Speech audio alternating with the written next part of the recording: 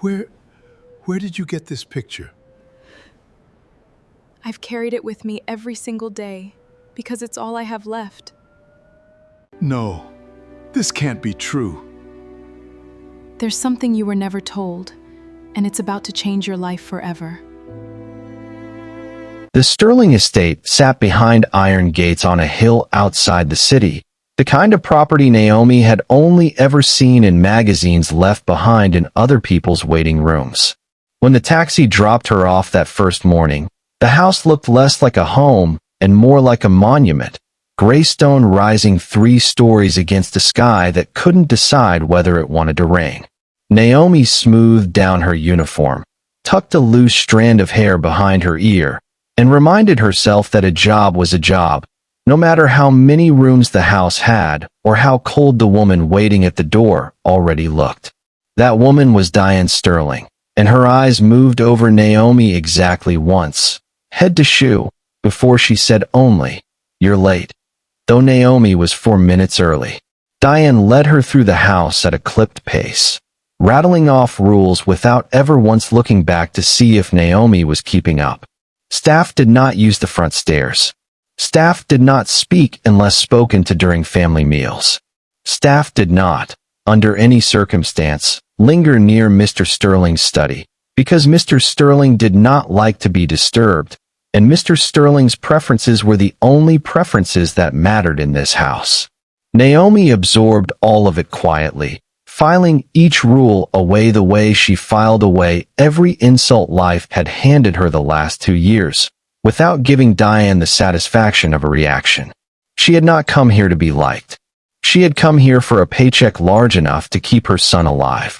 Preston Sterling she met only in passing that first week, a tall man in his late 30s with an expensive suit and a habit of looking through people rather than at them. He spoke to Naomi exactly twice in those first 7 days, both times to complain that something in his wing of the house hadn't been done to his liking, though Naomi had not been assigned to his wing at all.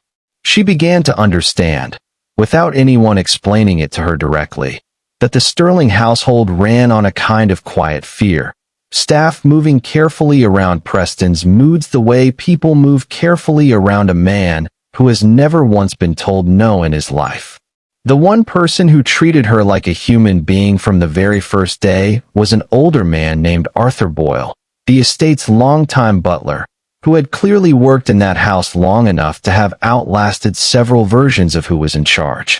Arthur found her on her second morning, standing frozen in a hallway trying to figure out which door led to the laundry room. And instead of scolding her for being lost, he simply walked her there himself, chatting easily about nothing in particular until she stopped looking like she was bracing for a blow. He had a way of making the enormous house feel smaller, a way of making Naomi feel, for the first time since she'd arrived, like she might survive working there after all. It was nearly 2 weeks before Naomi crossed paths with Julian Sterling himself, and when it finally happened, it was almost by accident. She had been sent to deliver a tray to his study late one evening, after the rest of the staff had gone home, and she found him sitting alone behind a wide desk with the lights turned low, staring at nothing in particular. He was not what she expected. The rumors around the house painted him as sharp and unreachable, a man carved out of the same cold stone as his mansion, but the man in front of her that night looked simply tired, the way anyone looks tired at the end of a long life spent guarding something.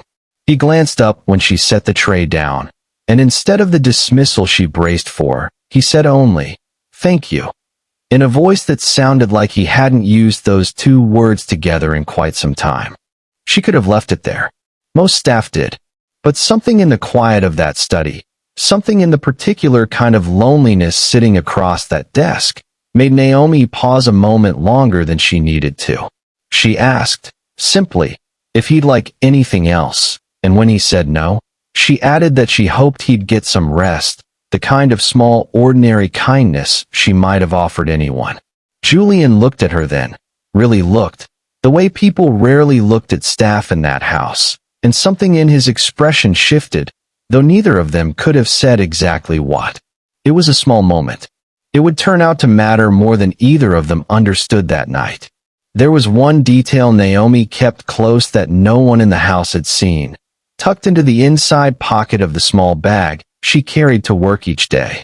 It was an old photograph, its edges worn soft from years of handling, of a man who no longer existed anywhere except in her memory and in the shape of her son's smile. She never took it out at work. She never spoke of it. But one afternoon, reaching for her identification badge in the staff hallway, it slipped free and fell to the floor just as Julian happened to be passing through on his way to a meeting. He bent to retrieve it before she could, and for one suspended second, his eyes moved across the image in his hand. Naomi's heart lurched, but he only offered a polite nod, returned it without comment, and walked on, giving no sign that anything in the photograph meant something to him at all. The moment that truly unsettled her came 2 weeks later, during a family dinner she'd been asked to help serve. The evening had started ordinarily enough, Diane discussing an upcoming gala, Preston complaining about a business deal that hadn't gone his way, until somewhere between courses, Diane made an offhand remark about how peaceful the house had become over the years, now that there was no one left to cause trouble for the family name. Preston laughed, a short humorless sound, and added that some people were better off gone, better for everyone, better for the company. Julian's fork went still against his plate. His jaw tightened in a way Naomi had not seen before, something old and unhealed moving just beneath the surface of his composure, though nobody at that table acknowledged it. The subject changed as quickly as it had come up, but Naomi carried the weight of that moment with her long after she'd cleared the plates, certain that whatever had just happened at that table was bigger than anything she yet understood. Weeks passed in a kind of uneasy rhythm after that. Naomi kept her head down, did her work well, and watched the house the way a person learns to watch weather before a storm, noticing small shifts long before anyone else seemed to. She noticed that Julian's color wasn't quite right some mornings, a grayness under his eyes that no amount of expensive tailoring could disguise.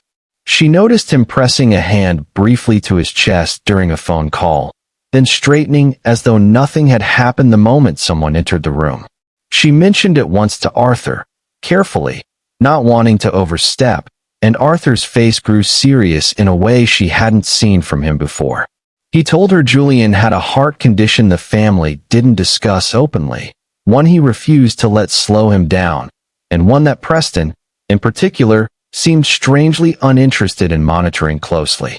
The night of the anniversary gala arrived with the whole house transformed, caterers filling the kitchen, string lights woven through the garden, dozens of the wealthiest names in the state filtering through the front doors in gowns and tailored suits.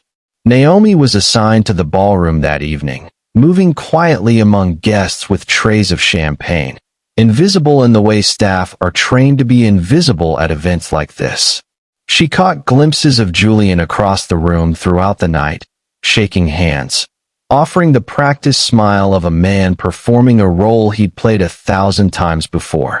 She also noticed, more than once, that his hand found the back of a nearby chair when he thought no one was watching, steadying himself for just a moment before continuing on. It happened just after 10 o'clock, in the brief lull between the dinner service and the dancing, when Julian excused himself from a conversation near the staircase and took 2 unsteady steps toward the wall. Naomi was the only one close enough to see his face change, the color draining from it all at once, his hand flying to his chest as his knees buckled beneath him. She dropped her tray without a second thought, the sound of shattering glass lost beneath the orchestra still playing in the next room, and reached him just as he collapsed fully to the marble floor. Around her, the party continued for several long seconds before anyone else even realized something was wrong. Laughter and music still drifting from guests who had no idea the host of their evening was dying feet away from them. Naomi's training kicked in before her fear could catch up to her. She checked for breath, found it shallow and failing, and began compressions immediately, counting under her breath the way she'd been taught years ago in a class she never imagined she'd actually need. She shouted for someone to call for an ambulance, her voice cutting through the music with an urgency that finally made heads turn. Preston arrived first, and for one terrible moment, he simply stood there, his eyes darting not to his father's face but to the gathering crowd of guests, his mouth opening to suggest they move Julian somewhere more private before help arrived, as though appearances mattered more in that instant than his father's failing heart. Naomi didn't wait for permission. She kept working, refusing to stop, refusing to let a room full of watching eyes cost this man his life. It felt like hours before the paramedics pushed through the crowd, though it had only been minutes, and in those minutes, Julian's eyes fluttered open just once, unfocused and searching, his hand weakly gripping Naomi's wrist.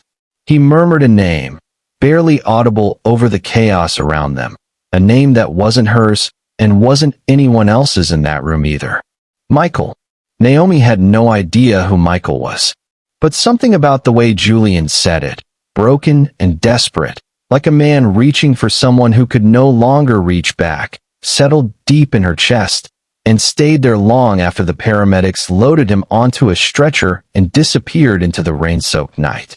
In the days that followed, the mansion fell into a strange, suspended quiet, the kind of silence that comes when everyone is waiting for news no one wants to receive alone. Julian was stable, the hospital reported, resting after emergency treatment, though the details beyond that were kept carefully vague to staff.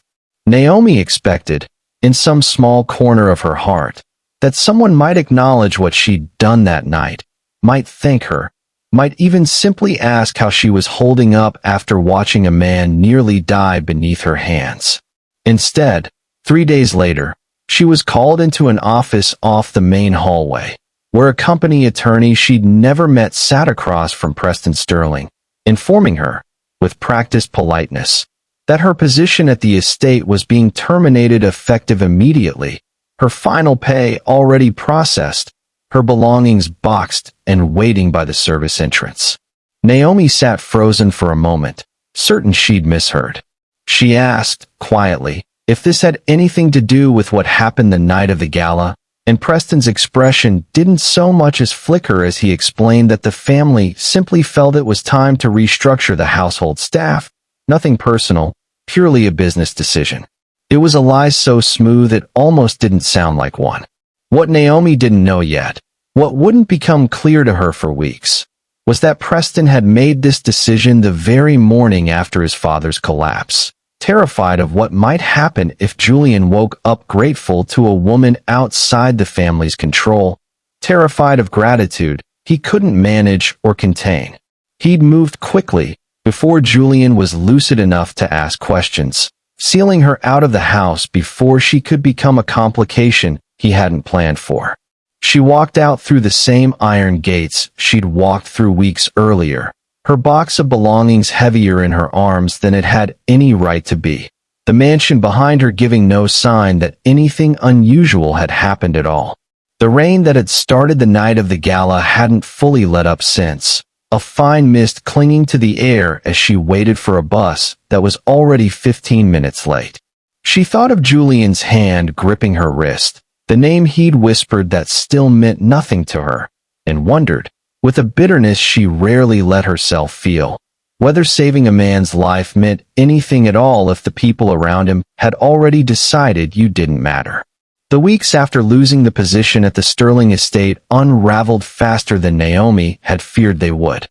Without that paycheck, the modest savings she'd managed to set aside for Caleb's surgery evaporated within days, swallowed by rent, groceries, and the endless string of smaller bills that never stopped arriving no matter how little money came in.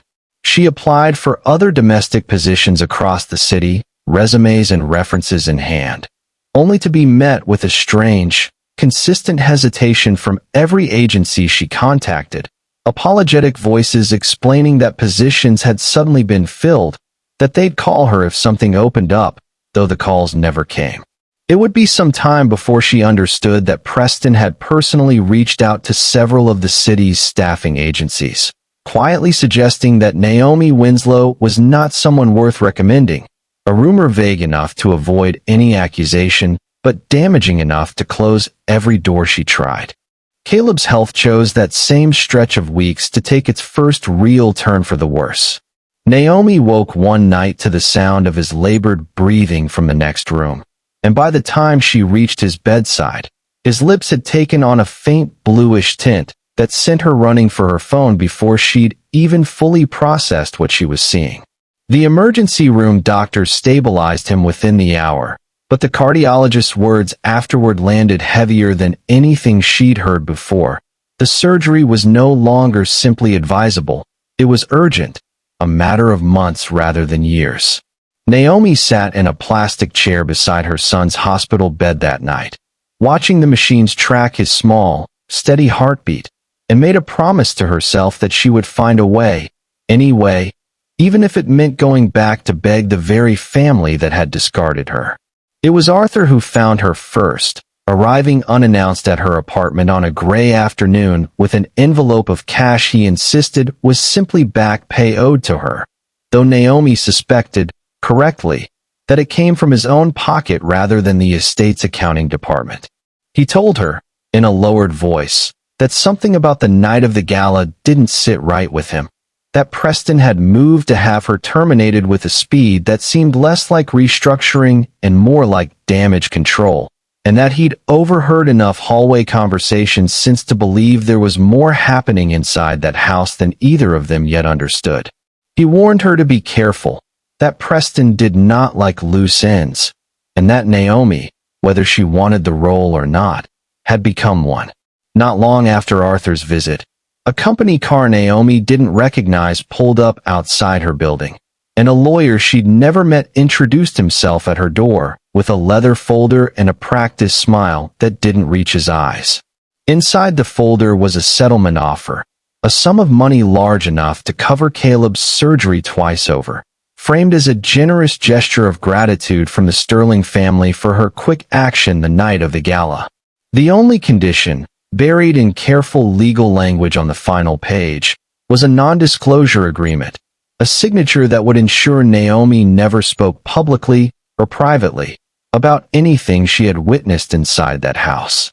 She stared at the number for a long time after the lawyer left, the pen he'd offered still resting untouched on her kitchen table, torn between the son who needed saving and a growing, uneasy sense that this money wasn't gratitude at all, but silence being purchased at a very convenient price. Naomi held that pen in her hand for 3 full days before she made her decision, turning the offer over in her mind every hour Caleb slept. Every hour she sat awake calculating exactly how many days his heart might have left. The money would solve everything overnight. One signature, and every fear that had been circling her for months would simply disappear, replaced by a hospital bed and a surgeon's steady hands. She told herself repeatedly that principle didn't keep children alive, that whatever uncomfortable truth Arthur suspected was buried in that house wasn't her responsibility to uncover, not when her son's life was sitting on the other side of a signature. And yet, each time she reached for the pen, Julian's voice returned to her, faint and broken, saying a name that wasn't hers, in a tone that told her something in that family had been buried for a very long time. Arthur returned to her apartment 4 days later, this time with something more troubling than an envelope of cash. He'd found, tucked away in files he wasn't supposed to have access to, records suggesting Preston had been quietly transferring company funds into accounts that didn't belong to Sterling Group at all, small amounts at first, then larger ones, stretching back over a year. More troubling still, Arthur had confirmed something he'd only suspected before, that on the night of the gala, security footage showed Preston hesitating outside the ballroom for nearly 90 seconds after Julian collapsed, phone in hand, before finally making the call for help. 90 seconds that could have meant the difference between a full recovery and something far worse. Arthur didn't know exactly what Preston had been doing in those 90 seconds, but he knew enough to believe it hadn't been an accident. The weight of what Arthur was telling her settled over Naomi like something physical, pressing against her chest until she found it hard to breathe evenly. If what he suspected was true, the family that had quietly paid her to disappear wasn't simply protecting its reputation. It was protecting a man who may have let his own father nearly die rather than risk losing control of the very company that man was still recovering in a hospital bed to lead. She thought of the settlement papers still sitting on her kitchen table, of the surgery her son desperately needed, and understood with sudden clarity that signing that agreement wouldn't just silence her. It would help bury whatever truth Julian Sterling deserved to know about his own family. A truth he had no way of reaching on his own from inside that carefully managed hospital room. She tried, in the days that followed, to reach Julian directly. First through a phone call to the hospital that was redirected twice before being disconnected entirely. Then through a handwritten letter she attempted to deliver to the estate itself, only to be turned away at the gate by security who informed her, politely but firmly, that Mr. Sterling was not receiving visitors or correspondence at this time, per family instructions.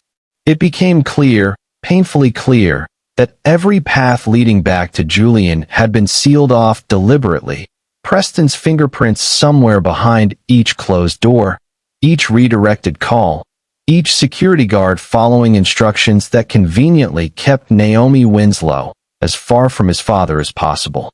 For a woman who had already lost so much, the walls closing in around her felt less like an obstacle and more like confirmation that she was exactly right to be afraid.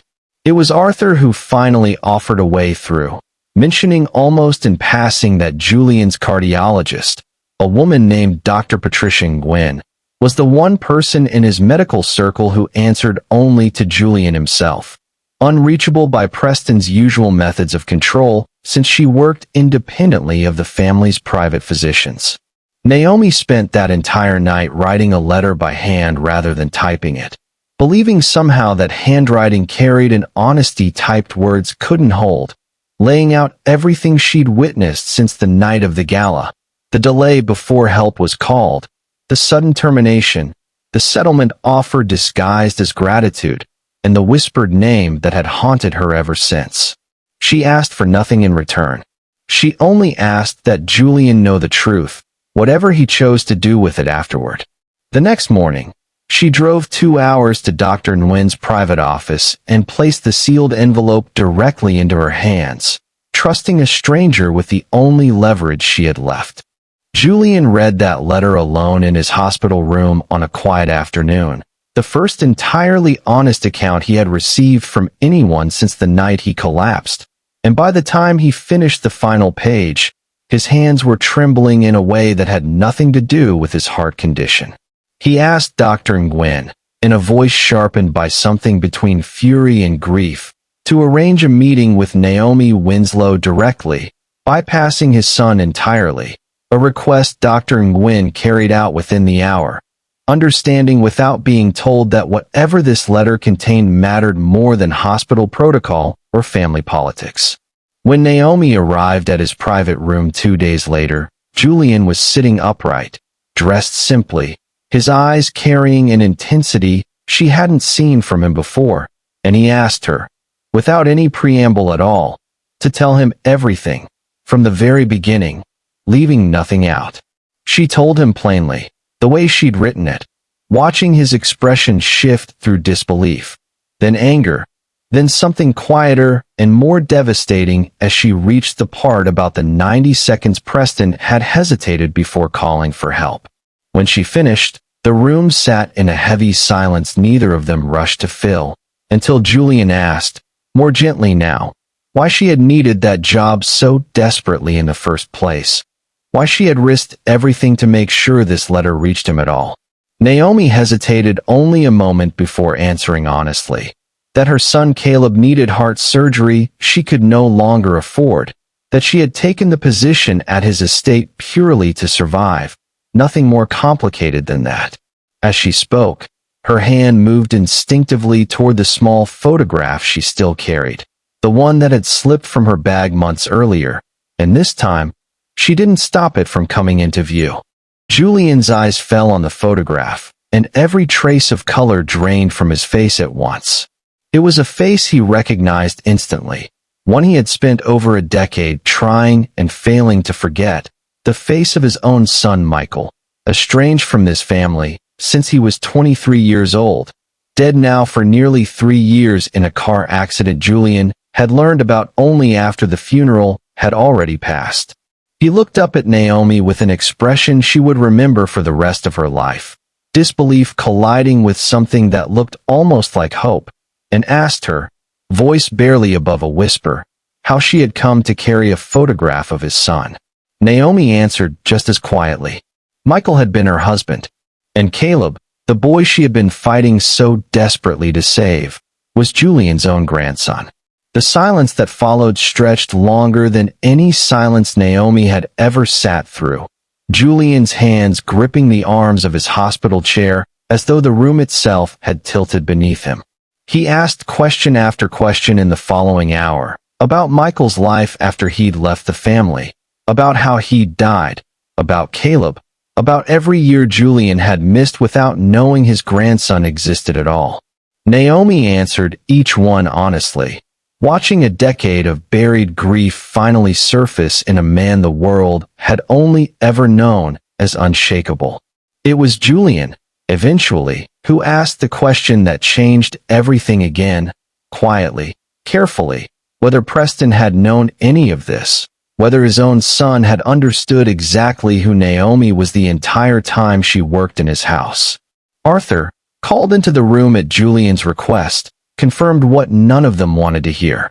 Preston had discovered Naomi's connection to Michael within her first 2 weeks at the estate, stumbling across an old employment record that listed her late husband's name, and rather than telling his father, he had buried the discovery entirely, terrified that Julian, grieving and searching for any last piece of the son he'd lost, might choose a grandson born from the family's disgraced black sheep over the son who had stayed.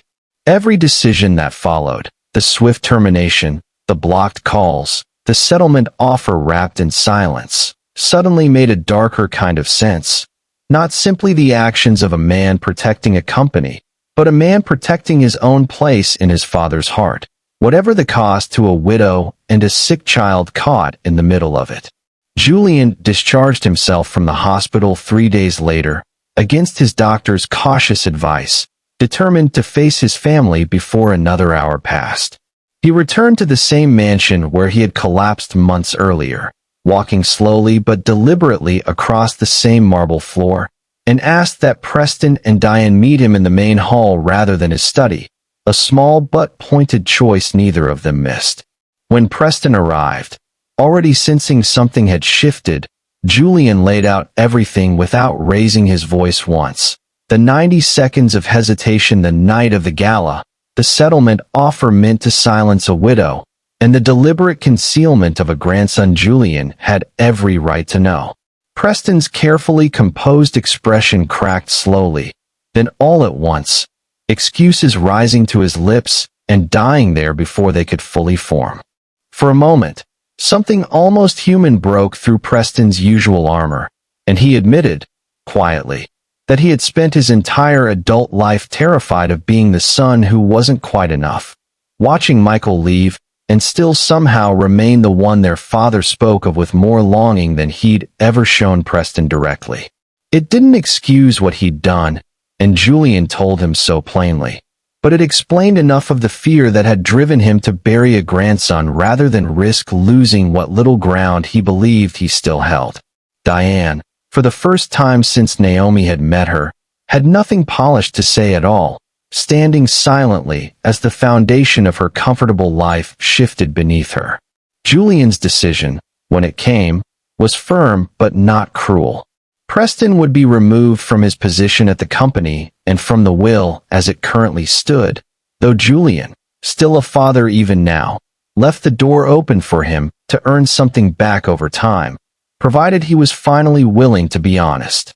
Caleb's surgery took place 3 weeks later, fully funded, in the same hospital where Julian had once fought for his own life. A detail none of them mentioned aloud, but all of them felt. Julian sat in the waiting room himself, refusing every offer to wait elsewhere.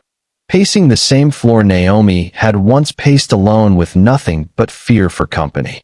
When the surgeon finally emerged with the news that the procedure had gone exactly as hoped, Julian was the first to reach Naomi, and for a long moment, the two of them simply stood together in a hallway that had once separated their worlds entirely, saying nothing at all, because nothing needed to be said. Weeks later, once Caleb was strong enough to sit at a dinner table without tiring, Julian invited Naomi and her son to the estate, not as staff and not as strangers, but as family sitting down to share a meal for the first time. The dining room that had once felt so cold under Diane's careful decorating now held something warmer. Arthur standing quietly by the doorway with an expression of genuine relief, Caleb asking Julian eager questions about the old photographs lining the hallway, Julian answering each one patiently, as though he had all the time in the world to make up for everything he had missed. At the end of the meal, Julian told Naomi plainly that what he was about to offer her was not charity, and it was not payment for a life she had saved. It was Michael's inheritance, delayed by more than a decade. Finally reaching the son he should have known all along.